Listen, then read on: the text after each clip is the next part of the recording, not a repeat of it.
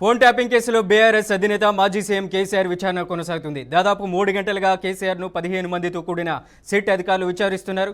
మరోవైపు బీఆర్ఎస్ శ్రేణులు ఆందోళనలు తీవ్రతరం చేశారు. తెలంగాణ భవన్, సెక్రటేరియట్, మినిస్టర్ క్వార్టర్స్లో ఆందోళనలు చేస్తున్నారు. జూబ్లీహిల్స్లోని సీఎం రేవంత్ ఇంటి వద్ద బీఆర్ఎస్ ఆందోళన కొనసాగుతుంది. రేవంత్ ఇంటి ముట్టడికి గులాబీ కార్యకర్తలు యత్నించడంతో ఉద్రిక్తంగా మారింది. ఫోన్ ట్యాపింగ్ కేసులో బీఆర్ఎస్ అధినేత మాజీ సీఎం కేసీఆర్ విచారణ కొనసాగుతుంది. దాదాపు 3 గంటలుగా కేసీఆర్ను 15 మందితో కూడిన సిట్ అధికారులు విచారిస్తున్నారు. మరోవైపు బీఆర్ఎస్ శ్రేణులు ఆందోళనలు తీవ్రతరం చేశారు. తెలంగాణ భవన్, సెక్రటేరియట్, మినిస్టర్ క్వార్టర్స్లో ఆందోళన కొనసాగిస్తున్నారు. జూబ్లీహిల్స్లోని సీఎం రేవంత్ ఇంటి వద్ద బీఆర్ఎస్ ఆందోళనకు దిగింది. రేవంత్ ఇంటి ముట్టడికి గులాబీ కార్యకర్తలు యత్నించడంతో పరిస్థితి ఉద్రిక్తంగా మారింది. ఇదే అంశానికి సంబంధించి మరింత సమాచారం అందించడానికి లైవ్లో మా ప్రతినిధి రామకృష్ణ ఉన్నారు. రామకృష్ణ, కేసీఆర్ విచారణ ఇంకా ఏ సమయం వరకు కొనసాగించే అవకాశం ఉంది? ఏంటి అప్డేట్? మనోజ్, ఏదైతే బీఆర్ఎస్ పార్టీ అధినేత మాజీ ముఖ్యమంత్రి కేసీఆర్ విచారణ 3 గంటలకి స్టార్ట్ అయింది. ఎగ్జాక్ట్గా 3 గంటలకి సిట్ అధికారులు కేసీఆర్ నివాసానికి నందినగర్లో చేరుకున్నారు. సో అప్పటి నుంచి కూడా దాదాపుగా 3 గంటల నుంచి సిట్ విచారణ జరుగుతుంది. దీనికి సంబంధించి కూడా ఏదైతే ఐపీఎస్ అధికారులతో పాటు ఏసీపీ అధికారులు, సిఐలు అందరూ కూడా దాదాపుగా 15 మంది వరకు బృందం ఒకటైతే బీఆర్ఎస్ అధినేత కేసీఆర్ ఇంటికి చేరుకున్నారు. సో మొత్తం మీద చూసుకున్నట్లయితే పలు కీలకమైనటువంటి అంశాలన్నీ కూడా చర్చకు వస్తున్నట్లుగా కూడా తెలుస్తుంది.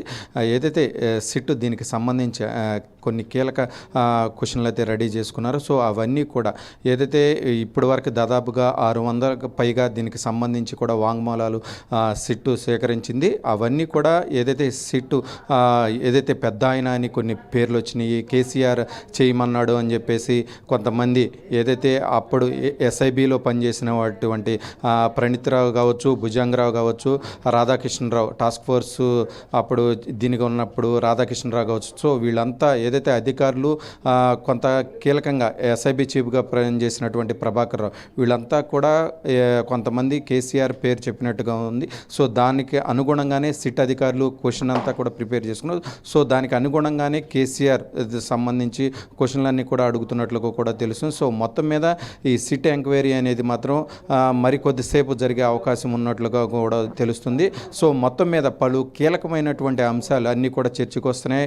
ఏదైతే మునుగోడు బై ఎలక్షన్ కావచ్చు, సాధారణ ఎన్నికలు 2023 ముందు ఏదైతే కొన్ని ఫోన్ ట్యాపింగ్కి సంబంధించి వార్ రూములు ఏర్పాటు చేశారు, ఇవన్నీ కూడా చాలా డేటా ఏదైతే సిట్ దగ్గర ఉంది. సో దానికి అనుగుణంగా కొన్ని క్వశ్చన్లు అయితే అడుగుతారని చెప్పేసి బయట కూడా చాలా ప్రచారం జరుగుతుంది. సో దానికి అనుగుణంగానే సిట్ కూడా దానికి సంబంధించి కొన్ని క్వశ్చన్లు అయితే ప్రిపేర్ చేసుకున్నారు. సో మొత్తం మీద చూసుకున్నట్లయితే దీనికి సంబంధించి 2వ ఛార్జ్ షీట్ దాఖలు చేయాలని సిట్ కొంత ఏదైతే సిపి సజ్జనార్ నేతృత్వంలో కొత్త సిట్ ఏర్పడిన తర్వాత కొంత రాజకీయ నాయకులకు విచారణ అనేది దూకుడు పెంచారని చెప్పుకోవచ్చు. సో మొత్తం మీద ఏదైతే సుప్రీంకోర్టులో దీనికి సంబంధించి 2వ ఛార్జ్ షీట్లు దాఖలు చేయాల్సిన ఉన్నప్పుడు కేసీఆర్ సంబంధించి కొంత ఇన్ఫర్మేషన్ అయితే సిట్ అధికారులు గ్యాదర్ చేయాల్సి ఉంటుంది. సో దానికి అనుగుణంగానే ఈరోజు సిట్ మొత్తం కూడా అడుగుతున్న పరిస్థితి అయితే మనం చూసాం. మెయిన్గా దీనికి సంబంధించి బీఆర్ఎస్ శ్రేణులు మొత్తం కూడా ఏదైతే కేటీఆర్ పిలుపునిచ్చిన నేపథ్యంలో అక్కడక్కడ చిన్న చిన్న సంఘటనలు అయితే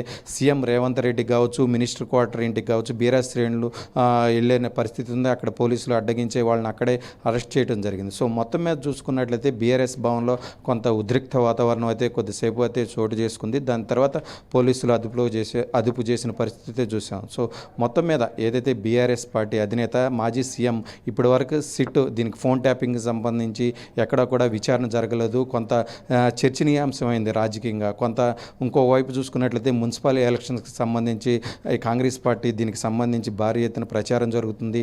బీఆర్ఎస్ పార్టీ మాత్రం ఈ ఫోన్ ట్యాపింగ్కి సంబంధించి సిట్ కార్యాలయం చుట్టూ మెయిన్ లీడర్స్ అంతా తిరిగిన పరిస్థితి ఉంది. సో మొత్తం మీద బీఆర్ఎస్ పార్టీ ఏదైతే కక్షపూరితంగానే దీనికి సంబంధించి సిట్ నోటీసులు జారీ చేస్తుంది.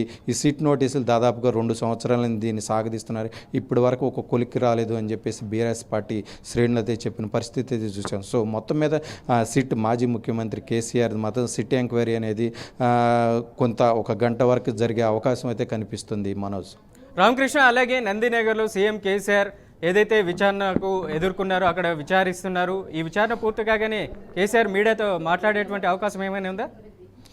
దీనికి సంబంధించి అయితే కొంత ఇన్ఫర్మేషన్ అయితే ఇంకా రావాల్సి ఉంది. మెయిన్గా ఏదైతే కేసీఆర్ నందీనగర్లో సొంత ఇంట్లో విచారిస్తున్నారో, ఏదైతే సెకండ్ ఫ్లోర్లో ఒక రూమ్లో విచారిస్తున్నారో, ఆ రూమ్లో కొంత కేసీఆర్ కూడా సెంటిమెంట్గా ఉంటుంది.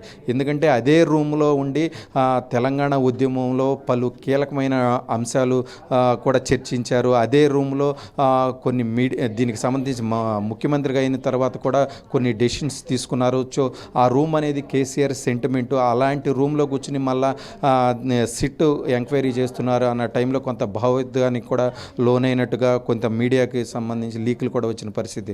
సో ఏదైతే ఇప్పుడు కేసీఆర్ని విచారిస్తున్నారో ఆ రూమ్ కేసీఆర్కి చాలా sentiment.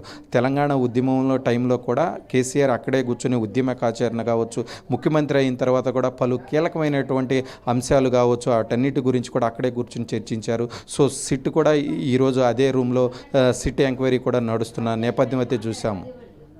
Right Ramakrishna, thank you for the update.